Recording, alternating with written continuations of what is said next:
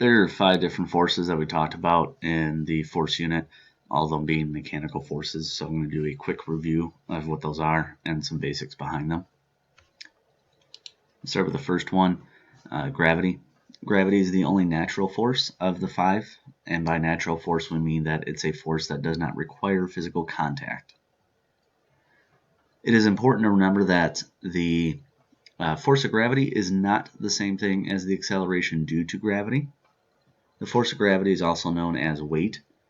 It is mass times g, which is your 9.81 meters per second squared directed downwards. So gravity is a pretty simple one. As long as the object is on Earth or on any kind of celestial body, if we're talking Mars, the Moon, whatever, it's going to be mg directed downwards. Our next one's a normal force. Normal means perpendicular in mathematics. So this force is perpendicular to the surface of contact. A lot of people make a mistake of saying that the normal force is going to be equal to the force of gravity. That is sometimes true, but a lot of times it is definitely not. Friction is by far the most complex force that we studied.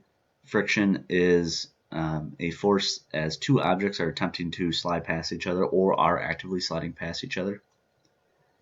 It is dependent on the normal force, so therefore if the normal force is not present, friction is also not present.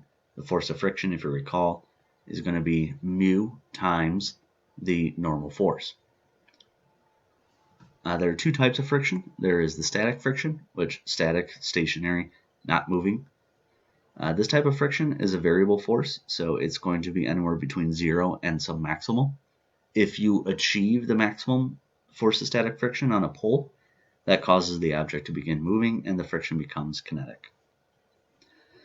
The last thing I want to say about static friction is the static friction maximum is always going to be greater than the kinetic value.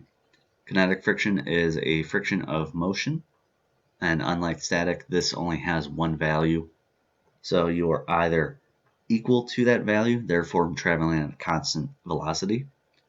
If you're greater than the value, you are accelerating in a manner that causes you to speed up. And lastly, if you are below the value of kinetic friction, then you are accelerating in a manner that is slowing you down. Our fourth force is tension. Tension is done by ropes or chains. Tension is uniform through the rope. There are a few minor exceptions for vertical ropes. Ideally, in a vertical rope, the top of the rope would have slightly more tension than the bottom of the rope because the top of the rope is not only supporting whatever object is hanging from the rope, but it's supporting mass of the rope itself below it. The more vertical the rope is, the more tension it's going to have.